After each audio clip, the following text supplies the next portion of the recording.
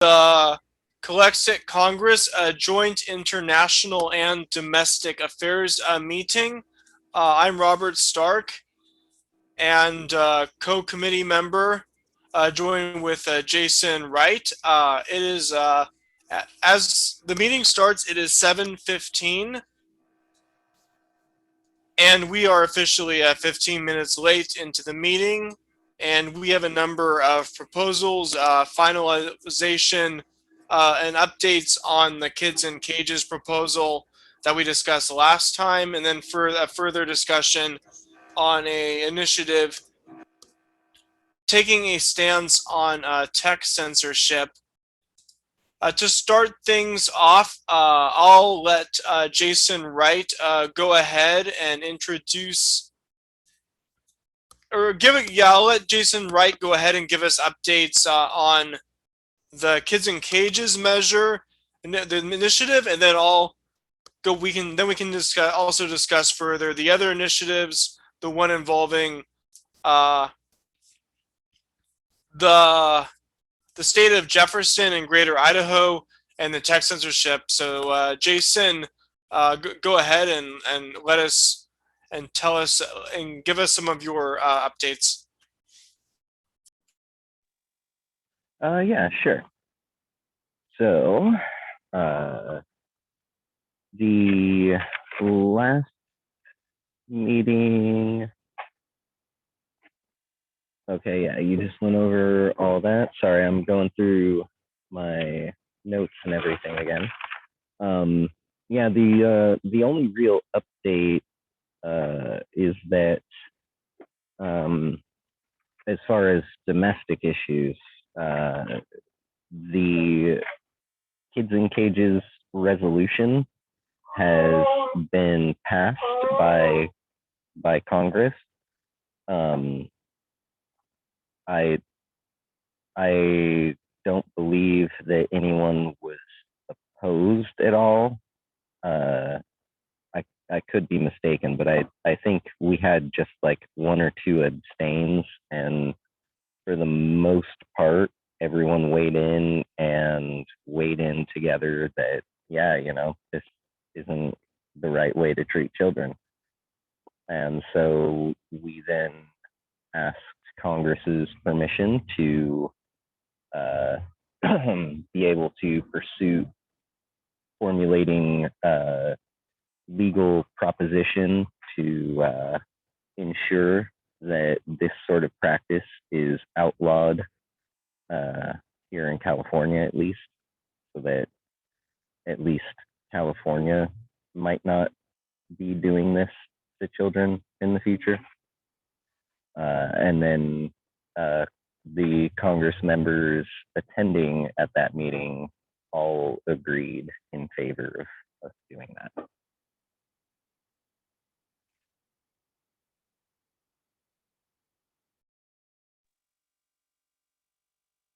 So, are we submitting that initiative as it's written, and the votes, we did vote on it, or does it need any further updates?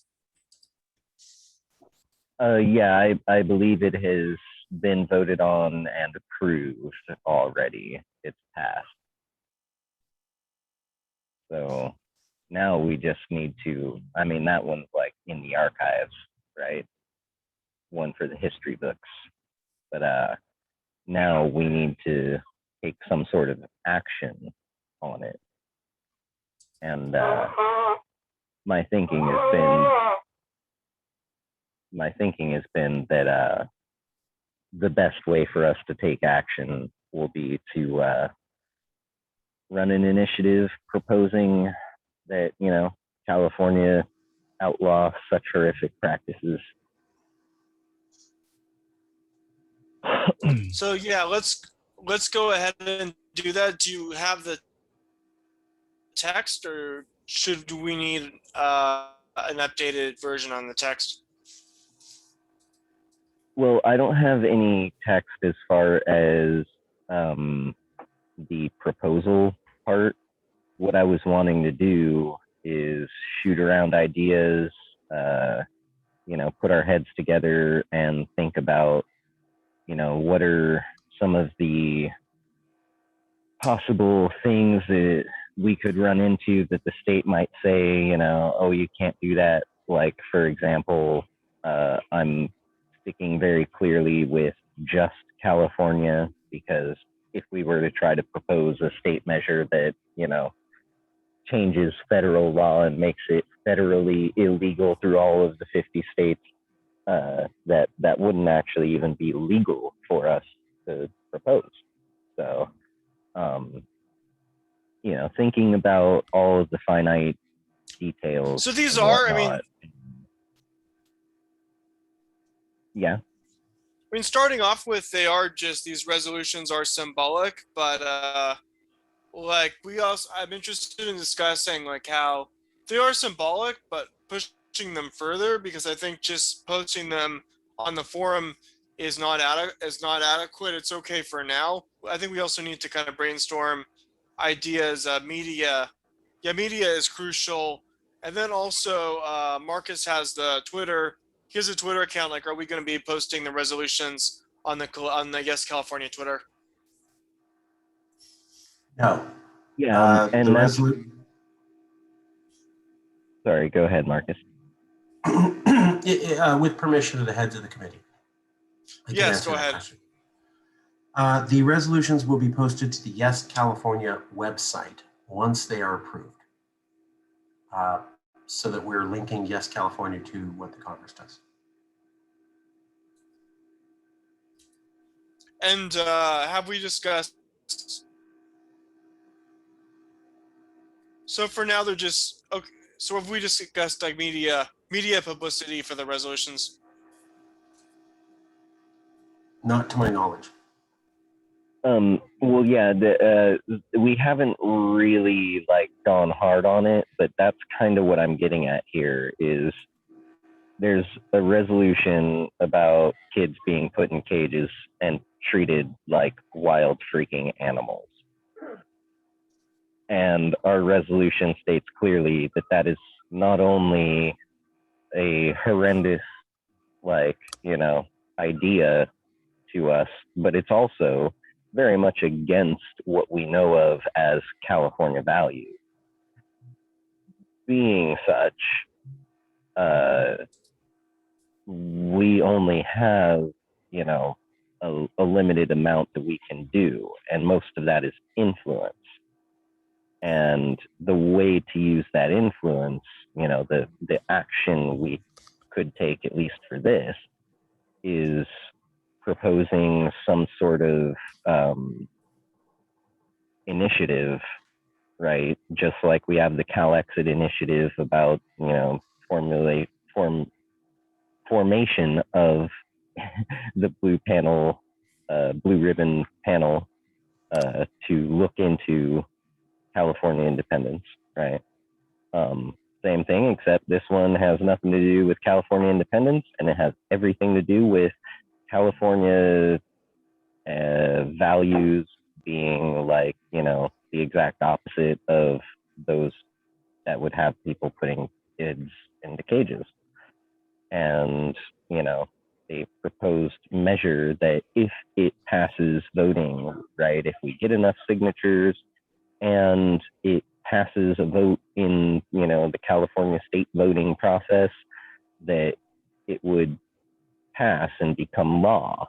And what we would want in there is something that would, if it passes, make it so that this practice of treating children like this, whether they're from a foreign country or not, right?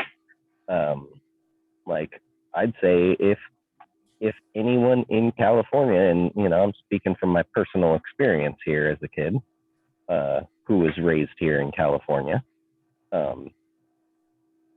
if someone's locking a child into a bedroom and not feeding them, not giving them access to bathroom facilities and such, letting them out once a day like they're, you know, I mean, they treated the dog better than they treated me. So, you know, stuff like that. It wouldn't matter that it's not the federal government and that it's a private citizen. all that matters is that it's here in California that someone is mistreating, abusing a child, right? Now we would want it because there are laws that state, that's So should how illegal. with the way it's written up, is it specific? Giving specific examples from the existing California state law. Yeah. So there's like existing laws that state like, child abuse is a felony and this, that, and the other, what constitutes child abuse. And really, like, one could take all of that and look at the kids in cages stuff and go, well, then you're definitely in direct violation of all of this. But it's the federal government doing it, right? And when California was doing it, it was at the behest of the federal government, helping them to do this. So to make it so that it is not a legal action to perform anywhere in California at any time, it would mean that if the federal government comes and says, hey, California government, you have to help us lock kids in cages, the California government actually has a mandate to say, no, I would be breaking laws.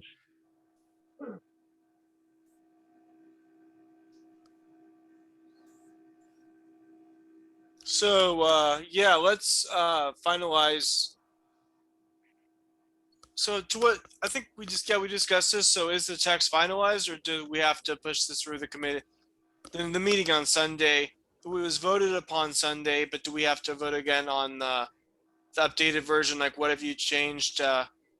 And yeah, So like the so let's go ahead resolution? and like finalize. Yeah, with the resolution, like with finalizing the text. Professor I Williams think the has a resolution is final. The resolution's final. Okay. hey, Robert and Jason. Professor Williams would like to make a comment. Yes, go ahead. Can you hear me now? Yes.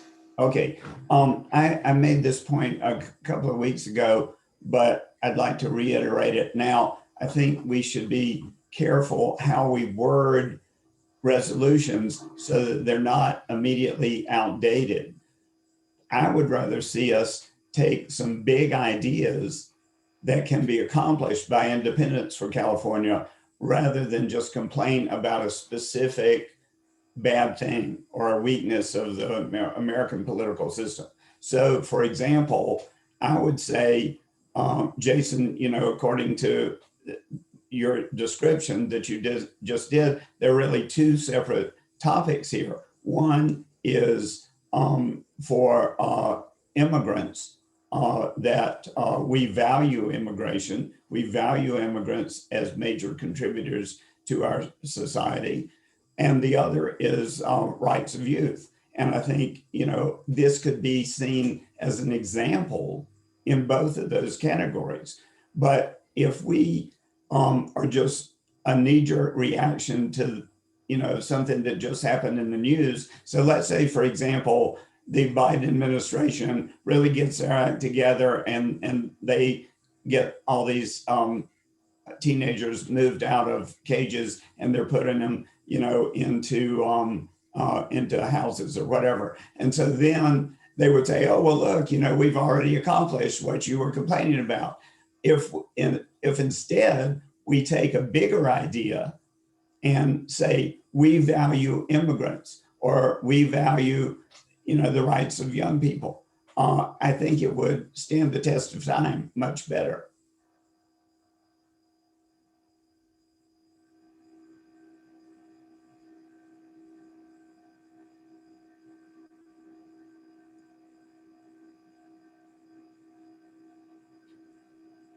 Well, personally for me,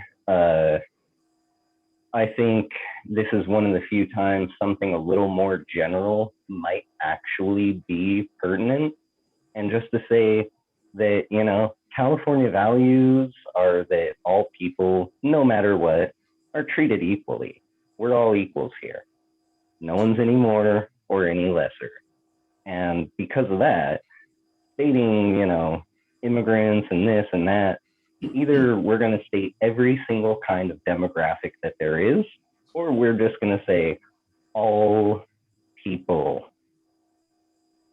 Okay, well, we certainly could make that as a preface. But I think offering these things as examples of the weaknesses or the injustices of the American political system now is more effective in getting people to support independence for California.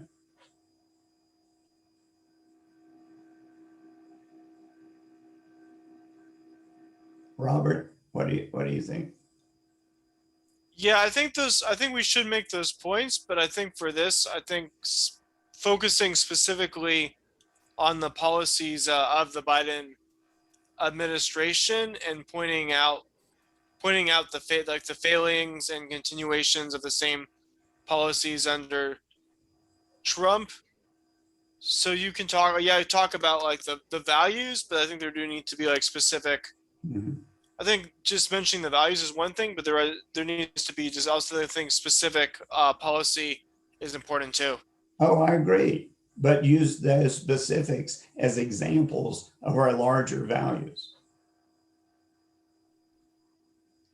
Can I say something, if it pleases the committee heads, Jason? Yeah, Bob, go ahead. There's no limit on resolutions. We have 4. We're trying to build our reputation. Perhaps we don't need to be thinking about this instead of that. Perhaps the way to do this is propose every resolution you think is right and do it. So we could have specific resolutions. We could have general resolutions. We don't have to replace this instead of that. We need a ton of resolutions, and we have 4. So maybe we should have the opinion of pursuing everything.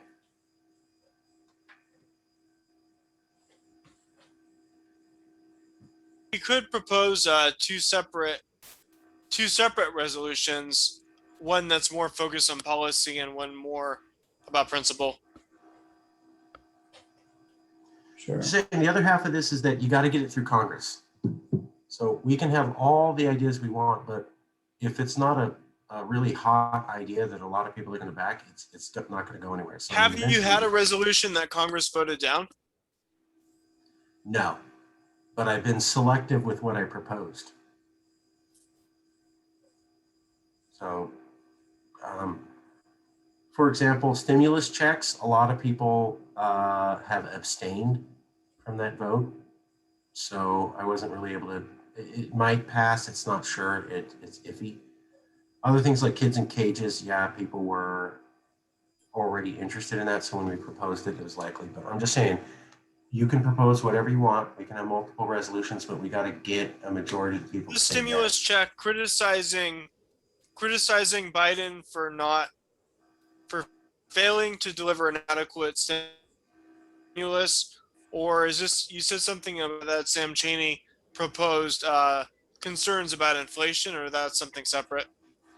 So we will have a discussion. So we had a discussion on the $1,400 stimulus from the federal government coming out, and based on data from Jason, Sean, Richard, Wright, which was outstanding and really educated me. Basically, 46 states, the $1,400 from the federal government will cover rent for most people who need it in 46 states. 46. But in only four states, that money don't even cover 1 month's worth of rent. So if you're poor and you're struggling, it'll do nothing for you to keep you from going homeless. And when we presented that to the Congress, we're like, well, is this fair? Here's California. We pay so much into the federal system, more than our fair share for 40 years. Here's an economic recession coming. It works for the overwhelming majority of Americans and does not work for the overwhelming majority of people here. I live in the Central Valley. $1,400 is a big help here. But most Californians don't live in the Central Valley or the Inland Empire. They live along the coast where that money means nothing. That's probably going to pass, but it was a tough call. A lot of people were abstained. They're not sure. So I'm just saying that I learned a lesson. You got to have something that's a win. that when you present it to Congress, people go, yes, right on. Or you're going to be in the position where you're going to be debating with people and trying to coax them into this, which, hey, maybe you can get them to I do don't it. think we even need like really lengthy lengthy text. I think it can be very simple, like a short paragraph. I would have a little hesitancy about granting people who have beachfront property in Malibu from getting, a huge check because they need to keep their beachfront property. I mean, that would be a potential problem with that.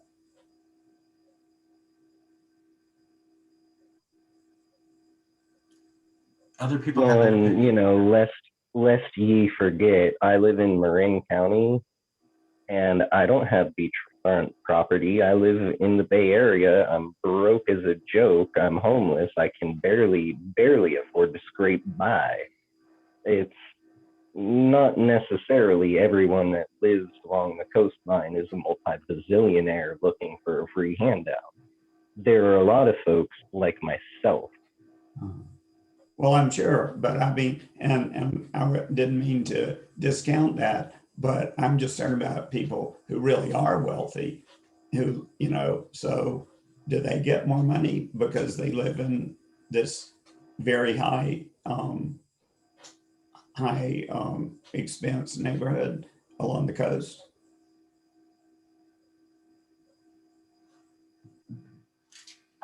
No, they would not.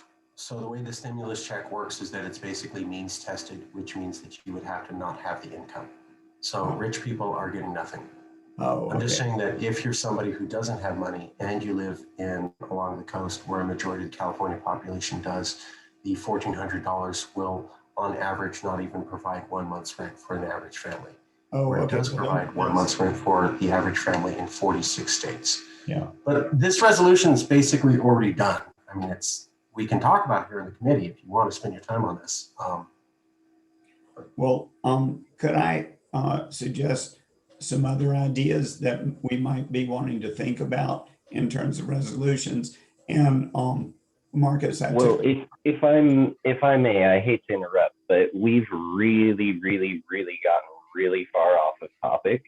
The topic that we were on was formulation of the wording and the idea, the means of going about trying to effect some sort of legislative change about the Kids in Cages resolution that was passed.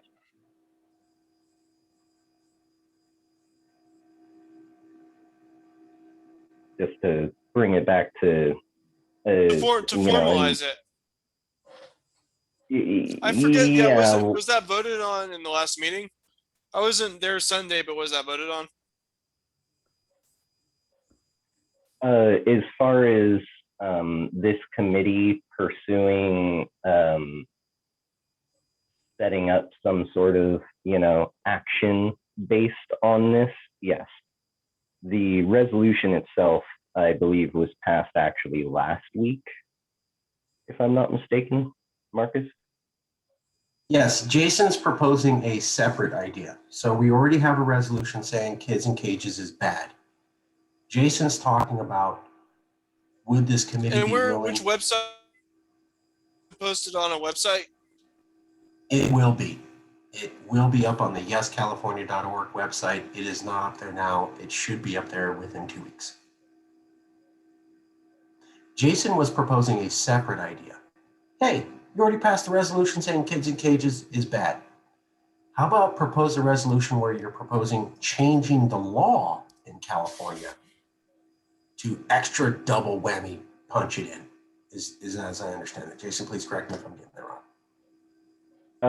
Yeah, you're like 99% there. The one thing is not proposing another resolution, proposing some sort of action based on this resolution that is passed. So we've passed a resolution, which is the talk, but now we need to walk, right? We've talked the talk. It's a good talk. We formulated the right words into the right sentences, made a great resolution that most everyone in the group was like, yep, that sounds good to me. But now we need to walk the walk. We need to have some sort of actual action based on this resolution. Something to, follow it up with action, not just more words, or just say some words and then that's it. Like if we don't do anything with it, right, then all we've really done on the issue about kids in cages is said some words about it.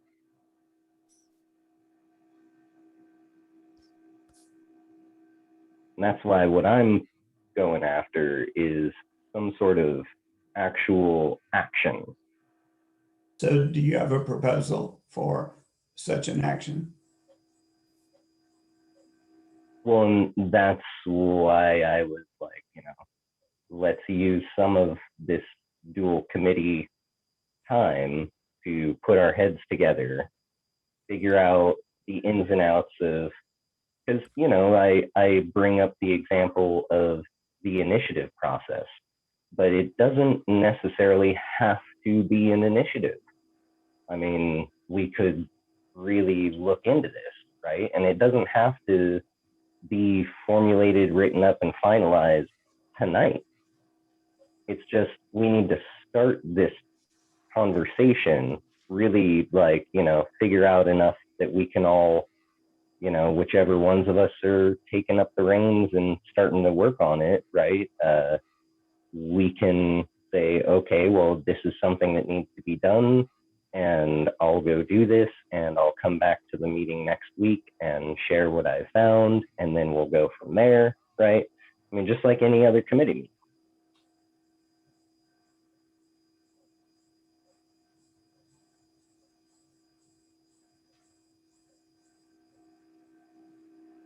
Yeah, I approve putting that measure. I approve that measure, putting it forth.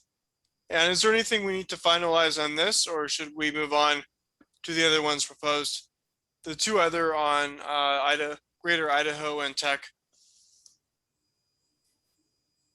Yeah, well, and so tech is another issue that's both domestic and international, right? Oh yeah, for sure. And I do agree, it is a huge issue. And like for me, I've been making the point to folks, when Donald Trump was, booted from Twitter, I was like, oh, really? Because I had him blocked this whole time. I never had to see his stuff. I never had to put up with his antics because Twitter has a block feature and I utilized it. And my thing has always been, there have been a lot of people, even friends of mine, that have gone out of their way to give Trump limelight, to bring his words, his tweets to the forefront of the conversation. Yeah, the media, it's pretty hypocritical because like all the big corporate media, they're losing profits now that Biden's elected because they had a kind of symbiotic relationship with Trump. Yeah. Well, and Trump's sensationalism was actually great for their ratings. Oh yeah. Yeah. The reason why I personally was like, I don't think anyone should be kicked off from Twitter unless they are using it to try to harm others, right? And it's debatable on whether or not that's what he was doing with his Twitter account. I mean, a lot of what I saw popping up was him being much more careful with his wording on there than he ever was up on the podium. So, something tells me it wouldn't really fit the narrative of, he's trying to harm others with these tweets. And now, I'm not anti-censorship, right? I'm not like, no, cannot ever censor anything. I'm for smart, sane, reasonable, right? And the reasonable part of me says, well, why didn't all these people that had a problem with Trump's tweets, why didn't they just block him? You don't have to pay Twitter $1,000 a month. You don't have to pay them anything. It's a feature that everyone gets. You can block whomever you feel like, which means there's no reason to be silencing people. You know, the move of the fascists to silence opposition. It's like if you cannot hear the opposition, then it says a lot. Like when I hear someone argue against California independence, right? Usually they're saying stuff like, you know, California's a state, it's always been a state, yada yada, right? And I'm like, oh, well, that right there tells me they literally know almost nothing about California and California history. So really, why would I have to censor them and silence them and make sure nobody ever hears a word that they say? I mean, they're not educated on the issue, and it's clear. I am, and can point people with questions to the answers. So, like, you know, there is no need for censorship and all of that, other Yeah, just than like the point that it's certain. bad for I mean, it can be pretty simple, just that it's bad for freedom of speech and just the open exchange of ideas. But there is a big misconception that it only impacts people on the right. It has impacted and very well could get worse. Like, it be a tool for corporations to silence people on the left too, or anyone hypothetically. So just to say, I don't know. I think it's better to avoid like. I don't think we need to like necessarily use it like the terminology cancel culture, but just say this Congress passes a resolution against tech censorship, social media censorship based on political viewpoints, and it can be pretty. It can be pretty simple.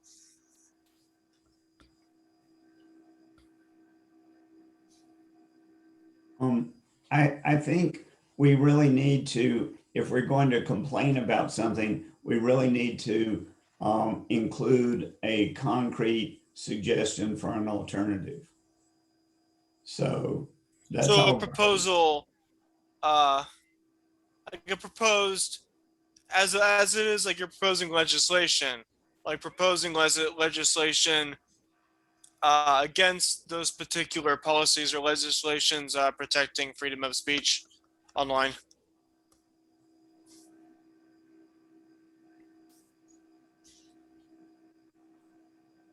Yeah, and we could even do it like, it's already illegal to discriminate based on certain demographical things like race, So I've heard creed, that argument, like the religion, legal. skin Oh, color. sorry, go ahead. Yeah.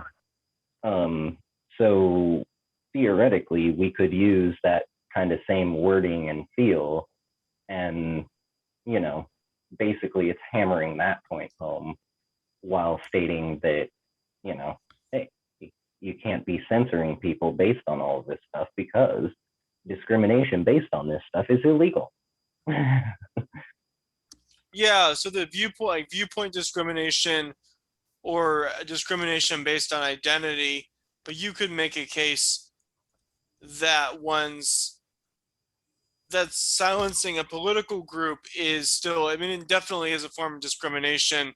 So that should be emphasized. Yeah, but yeah, it basically is discrimination. So say this Congress opposes discriminatory policies that silence freedom of speech online, that suppress groups of people for their views or opinions, and puts out a strong resolution uh, puts out a strong resolution opposed to that. Something like that. Yeah. Yeah.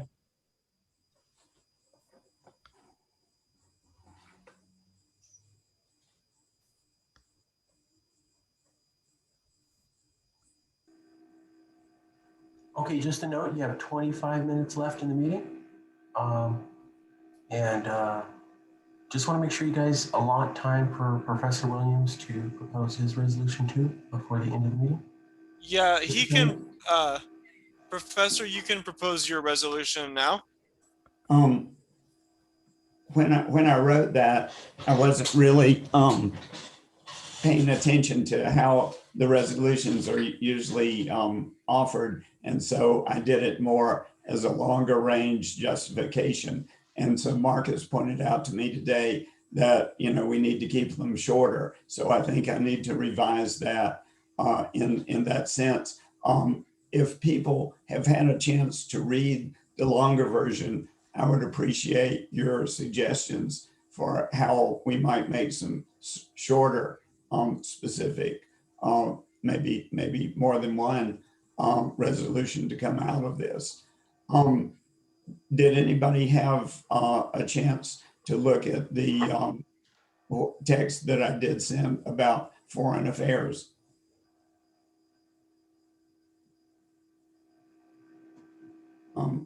No, I Okay. did not. Okay, well, it was looking at kind of an overall perspective on foreign affairs and how we should distinguish ourselves from the United States. Maybe that would be better to break it up into more specific questions like what should be our attitudes toward China, what should be our attitudes toward Russia, the European Union, whatever.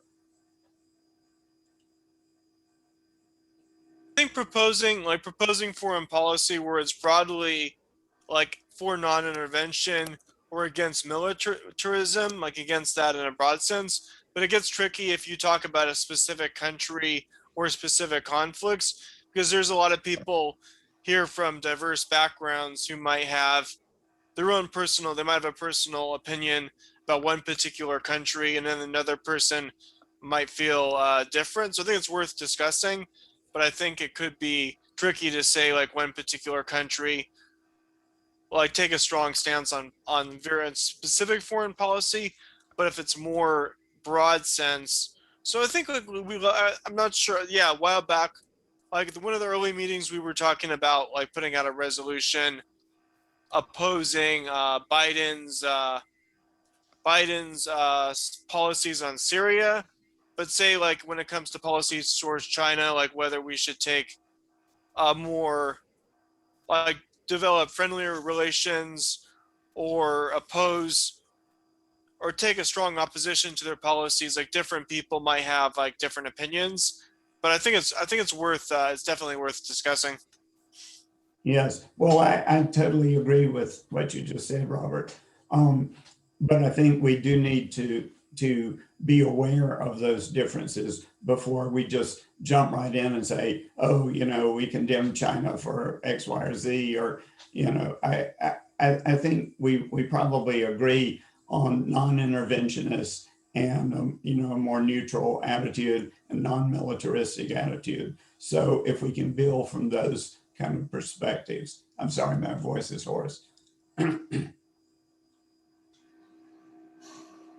If people can have a chance to read that text and then offer suggestions, I would very much appreciate it.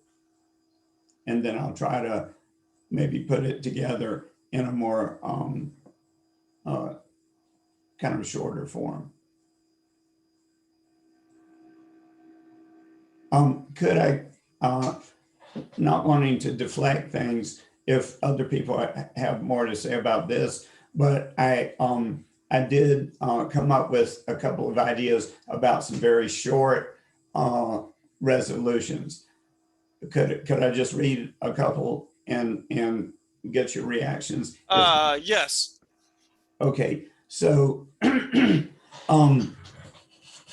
like I said, I think rather than just complain about the many weaknesses of the American political system, we need to suggest a superior alternative. And we ought to be taking ideas of good governance from other nations, as well as coming up with our own original ideas for an independent California. So let's say, for example, if we're discussing the presidency, the position that I'm coming at it from is that the United States president is way too powerful, and this imperial presidency should be something that we should try to get away from. Okay, so a major flaw of the American presidency is because presidents spend a lot of their third and fourth years of their first term in campaigning to be reelected to a second term. So, for example, this causes a lot of problems. The Watergate break-in or the Trumpsters' attack on the Capitol are only a few examples. Neither one of those controversies would have happened if President Nixon or President Trump had not been running for reelection. And so I think what I'm seeing from the international perspective is that presidents should be spending their time administering the government rather than running for reelection. So if political scientists recognize the weaknesses of the US government system, we do not have to convince people of that. But what we do have to do is offer a more superior model for an independent California. So, for example, in this issue, it might say something like this: resolved that the president of an independent California should be elected by a majority vote of all citizens who vote for a single 5-year term. No president shall serve longer than 5 years, and no president shall, while holding the office of the presidency, participate in any way in the campaign for the next presidential election. Okay, so in other words, once a president is elected for their single 5-year term, then they would not be participating in a re-election campaign. That's the kind of idea that I think we could come up with, some original approaches that might get people to pay attention to us. Yeah, so that's kind of what I was getting at with, the Kids in Cages resolution, having some Kids in Cages legislation. Right. So come up it's with the action that follows it up. It's a solution to the problem, not just standing there complaining about this very obvious atrocity, but also, while you're pointing at this atrocity and saying this is an atrocity, following it up immediately with, and here's how to end it and ensure that it does not happen anymore. Good. And That's like great. the stimulus thing, my thought was that once we get some sort of, initiative proposal put together for the Kids in Cages resolution, that then we do an initiative proposal on the stimulus resolution, where, we basically propose, and should California voters accept and pass it, it would mandate our government to release funds on a regular basis under emergency status for all California residents, right?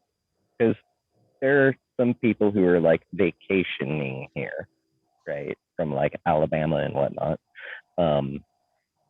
But for the nearly 40 million California residents, that they all get taken care of at least until this thing is actually over, right? And that like once the pandemic has been declared officially over and we are in the clear, that then So the yeah, sorry to California interrupt. government could reassess or whatever, stuff like that. Also, like, should we mention, like, figure out what percent of the stimulus has actually gone to direct payments, direct payouts, as opposed to corporations or to state institutions. Should that be emphasized? It could be. As far as I know, the stimulus resolution did have a lot of abstains, but it did still pass. I think all of those figures should be readily publicly available to find online. It's just they'd have to be found, and where it might not hurt to point out more facts and whatnot. If the resolution's already passed, I don't know if we should really pull it back in and, add stuff to it. I mean, we could. I'm not 100% opposed. I'm just like, we got a little bit of progress. Why undo it? Now, if there's a good reason, there's a good reason. Could I ask Marcus a question? The way I read that resolution, is that in accord with the way that you want resolutions to be done, on a very short basis? Yeah, basically. So we haven't done a hard vote on what's the exact right format for resolutions. We started with the UN, United Nations format. We've done the last 4 that way, and nobody really seemed to bother. So I would say yes, that's basically the way the resolution should be. But no, there was never a formal vote by Congress on how they should go. But people seem to be okay with the way they're formatted on the form.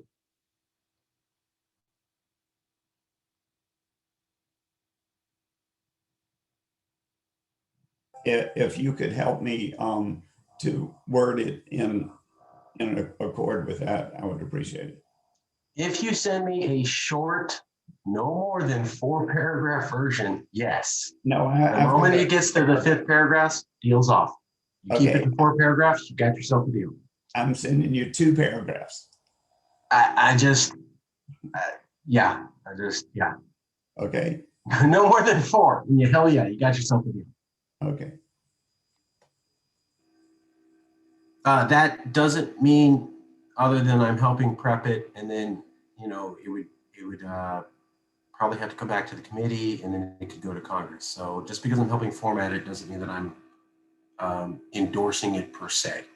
I'm helping as to help. Just to blah blah blah, cover the blah blah blah blah blah. Okay. Thumbs up. Okay.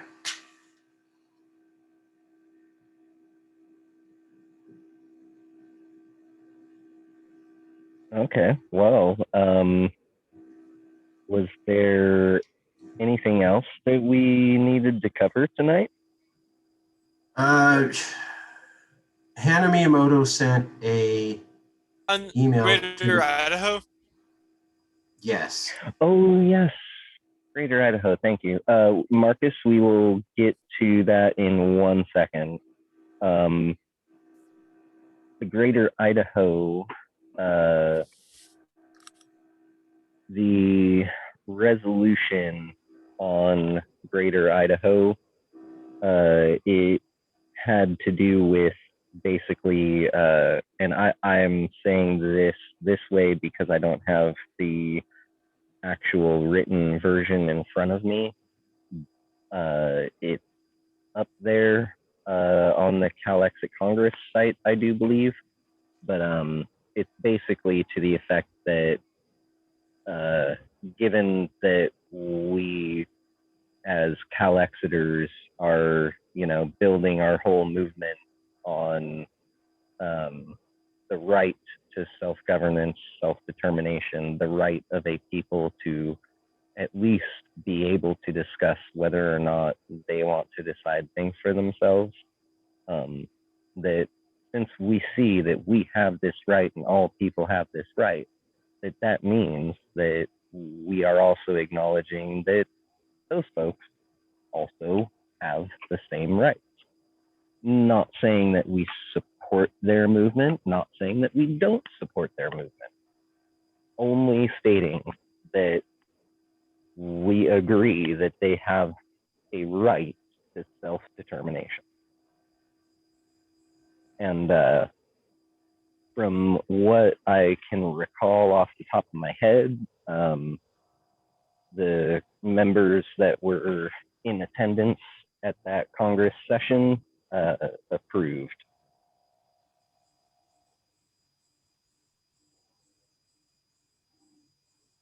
So y'all have an email from Hannah where she lays out the whole argument. Basically, Hannah's stance was that counties don't exist legally. A state does. So California was basically an independent state from America from 1836 to 1846. Even when it was forced into joining America, they acknowledged the existence of California. Counties came from the state government. To then say that the counties have the same amount of right as the state, she was saying is not technically legally correct, because there is no constitution in America that says we acknowledge these counties. The ascension process for California does not mention the counties, and the counties didn't exist when California was independent. So technically, the counties don't have the same legal standing as California to apply for self-determination. However, our resolution never said that. Our resolution said, is it morally acceptable that after California achieves independence, that we would then say, hey, everybody in California, these counties have the right to have a vote. We never said, at least to my knowledge, that the counties have the same recognition under international law as California to secede. We simply said that we would be willing to recognize their right to be independent after California was seceded. In fact, I'll pull it up on the forum just to double check. While you're pulling that up, I would like to note that while they don't have the rights of a nation, they are still American citizens, part of the United States of America, which signed the United Nations Entrance Treaty, which does actually mean that the United States has to, and now self-determination isn't just for nation stuff. It's actually for a people, a collective of people who identify as different or separate, right? Now, what they also want to do is not declare independence as an independent nation. What they want to do is use United States law and United States legal structure to restructure states within the United States. Well, let And me ask you. given that the United States has agreed that all people under its care have the right to choose things about their governance for themselves, that means they have at least have this right to look into such things, whether it's a county wanting to, leave one state and join another, or it's, 40 million people saying, no, we're Californians, not Americans. Okay, but Jason, I'm a little worried about what if, say, a group of white supremacists said, we want to establish a whites-only state or a whites-only nation. Would you support their self-determination?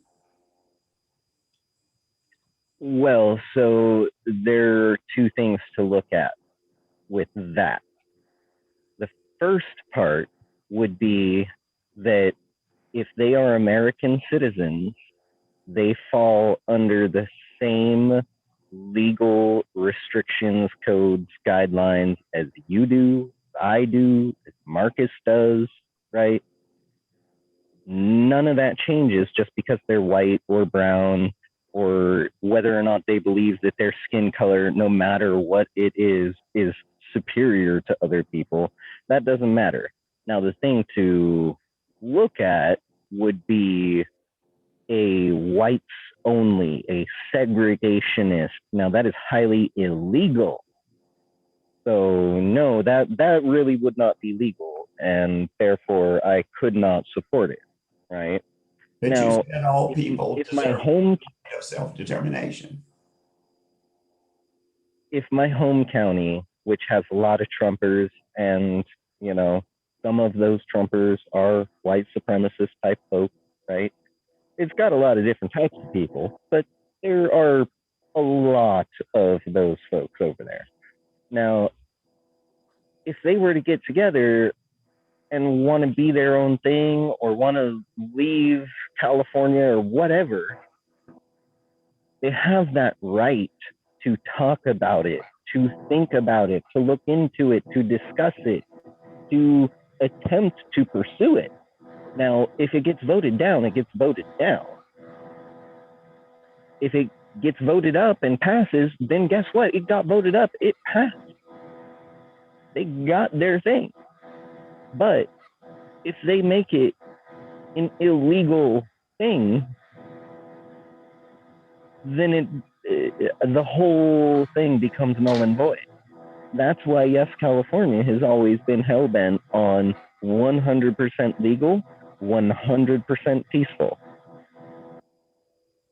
Because the moment that anything is not peaceful, it's not legal. The moment that it's not legal, even by 0.00001%, all of a sudden, the whole thing can be voided. Because guess what? You just broke laws. You're a criminal now. This is a criminal enterprise, right? And that, I mean, are you the mafia? No. But is that really all it takes for the federal government to be able to shut it down? Yeah. Which is why we are all about the 100% legal and peaceful. So any segregationist stuff not being legal, we would actually have a mandate, one, by what California values are, and two, as decent human beings, and then three, because we're 100% about legal means, we would have a mandate to oppose such a thing vehemently. Can I make a comment? Totally. So I think Hannah has a point.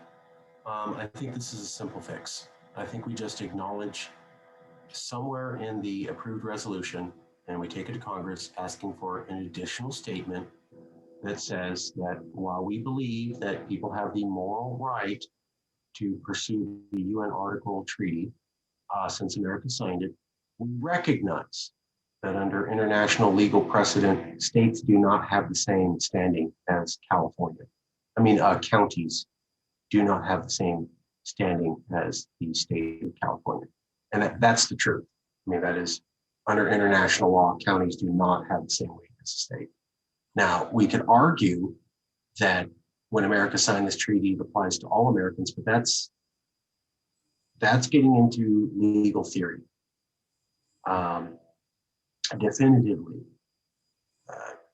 So would people be willing to just, we make one statement, add it into this existing resolution, keep the resolution as it is? Hey, you're Jefferson, you have the moral right to leave under the UN Article Treaty. We get that.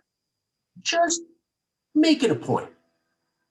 We recognize that counties under international legal law don't have the same legal standing as the state of California.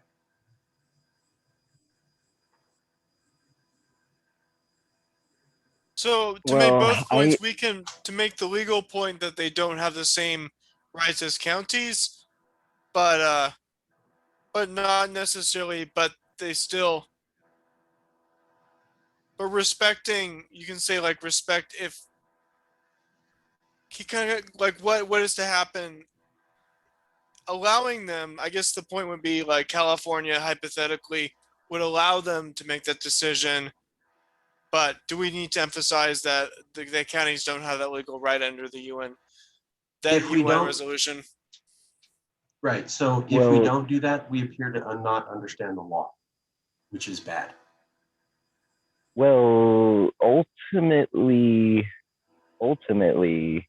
and this is coming from the Cal Exit yes dudes, entrance treaty Article 5 guy, right?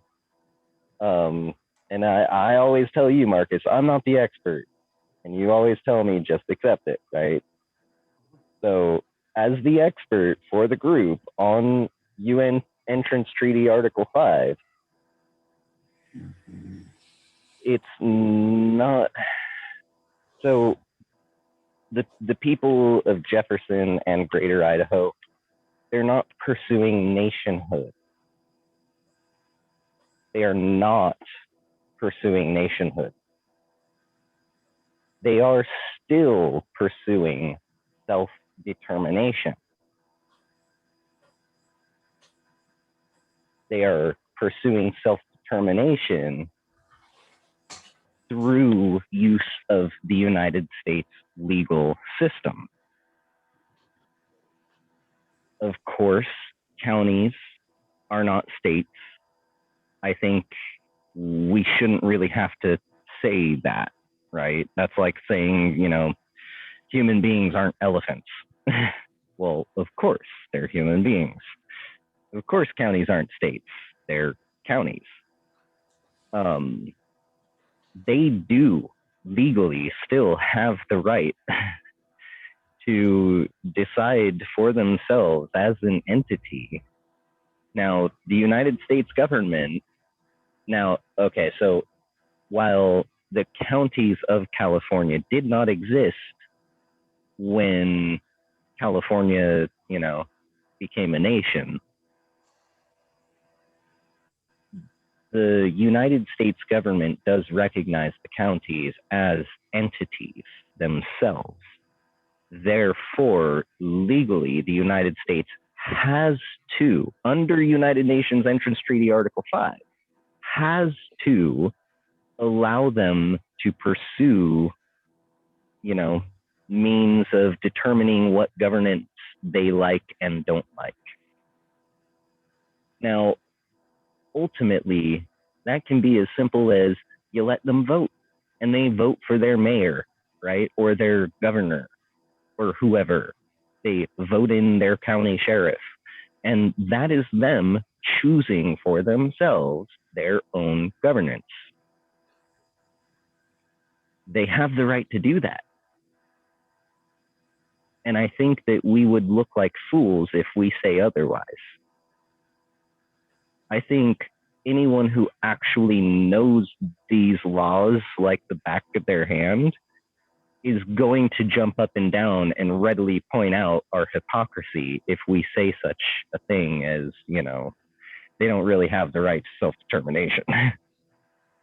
All people have the right to self-determination, even as individuals. So like the counties definitely have that right. And they exercise those rights regularly. It's called voting. But there's more to it than just that. And ultimately, that is the mechanism that they want to use for, they want to leave California and join Idaho. And the mechanism they're going to use is the legal mechanism of voting. Is it going to get shot down? More than likely. Their whole area does not have enough votes in it to, win California's acceptance of letting them go, right? I am 99.9% certain it is not going to pass. You can't get half of California to say yes to that. But it doesn't mean that we shouldn't say that they still have their rights. I support the resolution just on the principle of self-determination. Just putting that out there as a resolution. If I could respond. Yeah. So the American government does not recognize counties, to the best of my knowledge. They recognize states. States recognize counties. While the UN Treaty may give all people the right to self-determination, all we're saying is that under international legal precedent, counties don't have the same recognition and weight as the state of California. That's basically it. and that is true. To not do that could lead us into looking as though we don't understand international law, which would not be good. So I've heard from multiple legal scholars that California is an entity recognized by the government of the federal government and our international law because it was independent from Mexico from 1836 to 1846, but that the same weight does not apply to the counties. I could be wrong, but I've heard at least 2 different lawyers say that. The federal government has a stipulation that says no city, municipality, county, state, territory, or otherwise may enact any sort of measure, legislative proposition, or any other legal means that would subvert that of the federal government. So basically, if the federal government says marijuana is 100% outright illegal, and California says, oh, no, it's not, or, Marin County in California says, oh, no, it's not, well, under federal law, no law may supersede that of the federal government, other than what the federal government agrees as rule of law, which is, treaties and trade deals, the sacred founding documents, and then all the rest of the law below federal. But that means they do recognize cities and all the way up, even townships. Perhaps I'm not phrasing it well, but there is definitively something to the same weight of states being much beyond cities and counties. I'll leave it there. All I'm asking is if the committee would be willing to say that under international law, we recognize that the state of California has greater weight for pursuing the right of self-determination and under international precedent than counties on their own. That's all I'm asking for. Just a clarification of that. Yeah, I approve that. Yeah, I wouldn't be opposed to it, but might I ask, why would we need to state that? What's the... Sure. I mean, not challenging you. I'm trying to reason this out, right?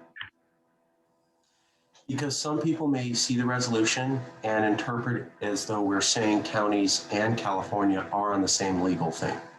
And while we don't technically say that, we don't make it clear that we don't think that. And in order to ensure that people understand that we are people who understand the law, it would be good to just make sure that's clear. And so that we don't have people looking at us and assuming, oh, these people think this and that, which is not what we think. So since it's early on and we're trying to make sure that we are seen as people who understand the law, just a little note saying, hey, by the way, we get what the law is.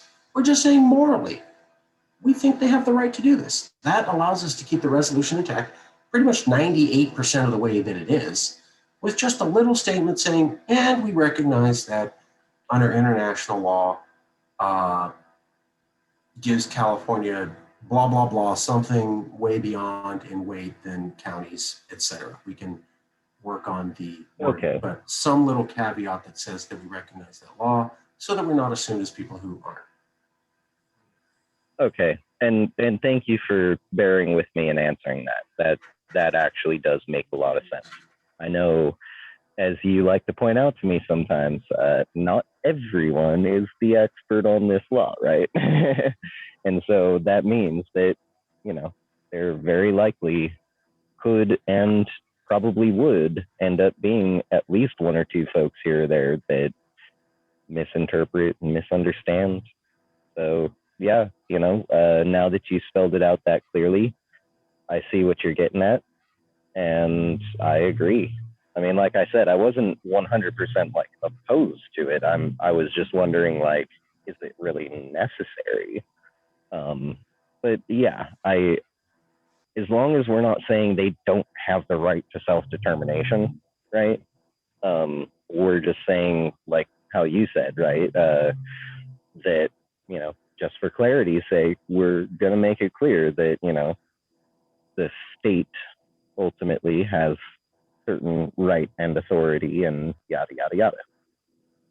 And I can foresee a potential problem if we did go on the record saying that we recognize all these rights of counties. So let's say, for example, a scenario where California, Oregon, and Washington decide to secede and form an independent nation.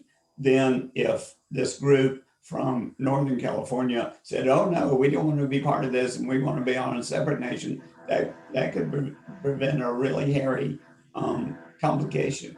So I think we ought to be careful. Well, and so as far as that, one, it would mean that California achieves independence, reestablishes nationhood separately on its own. So does Oregon, and so does Washington, all three separately on their own. Then each independent nation decides to get together and form this union, right? Now, under the UN Entrance Treaty, Article 5, the people in the county of Jefferson would have the right to be able to say, hey, we want to leave. Like legally, they would have the right to be able to say, hey, we don't like this, we want to leave. It doesn't mean that we have to, two people said they want to leave, we have to let go of everything. No, it would mean they say, we want to leave, we don't like this. There has to be a vote that gets triggered and the people must weigh in. And then, by our voting structures, if we haven't changed it, there would need to be a clear majority in favor of letting them go. Right. Well said. Again, not very likely to happen. And we said that in the resolution. Oh, okay. What Jason's putting out. May I request permission from the heads, Jason Wright and Robert Stark, to draft a text and then bring it back to the committee on Tuesday? And we can finalize the text. Yes. Okay, great. I will draft the text. I will do this. Thank you very much for permission. I appreciate the permission of the head, Jason, Sean, Richard Wright, and the head, Robert Stark. Thank you very much. Now that I have permission from the heads of this committee, I will draft the text and then we'll bring it back next week and we can workshop the final, and then we'll take it to Congress. Is that acceptable to the heads? Yes. Yeah. We got to go through the procedure. So I have to ask both you guys, as long as both, like I told Jason, if the two of you say yes, it's a done deal. This is your show. So thank you. I'll see you in a week. Or sooner if possible. Or sooner if possible. Just to send around a text for a chance to think about it. I'll throw something together and then we can come back and we'll workshop it till we get, whatever it's cool with. But I'll make sure it's at least robust enough.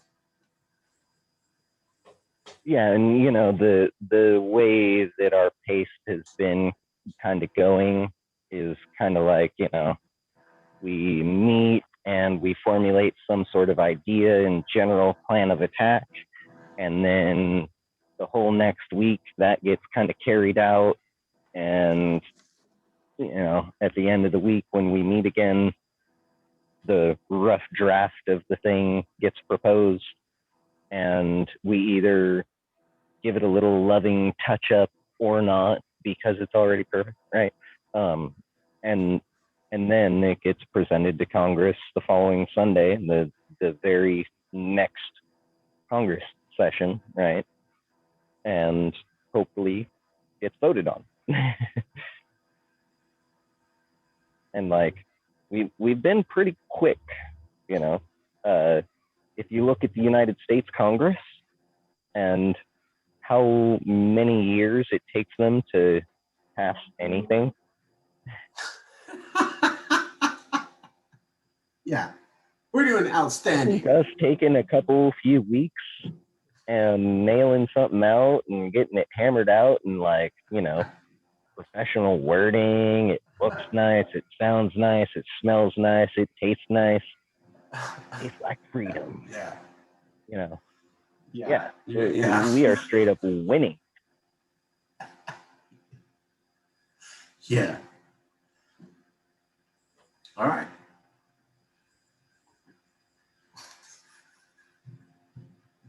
Well, so were there any other topics set for discussion for tonight? Well, I then, think we could went I over all the main ones ask, listed. I'm sorry. Okay, and then I know, Marcus, there was something. Do we still need to talk about Hannah's thing, or No, that's you've done already kind everything. of covered? You've done everything Okay. that I can tell. Alrighty. Well, if no one has any objections, I think I'll close out the meeting then. Well, could I ask, could I then send around some other topics that we might want to address as resolutions? Just to get people's general reactions.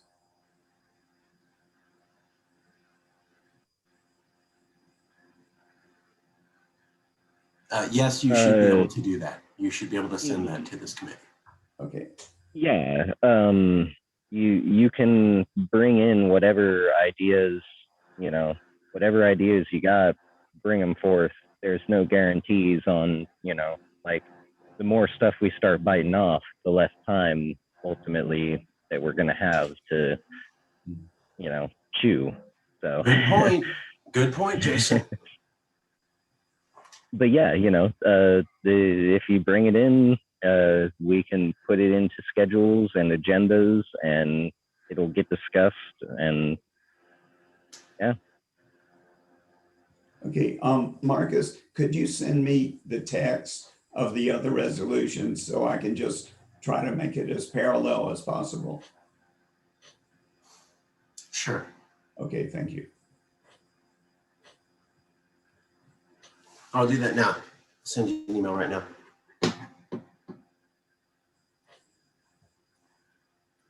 Alrighty. Well, if that's it, if we're all good, I'm going to adjourn the meeting. All in favor? Robert? Yes. Alrighty. Well, this has been the Domestic and International Issues Joint Committee meeting.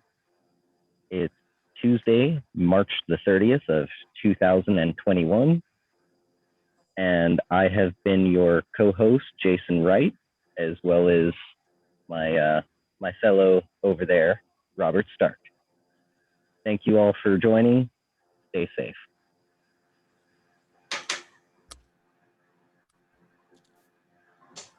Take care. Bye. Bye-bye.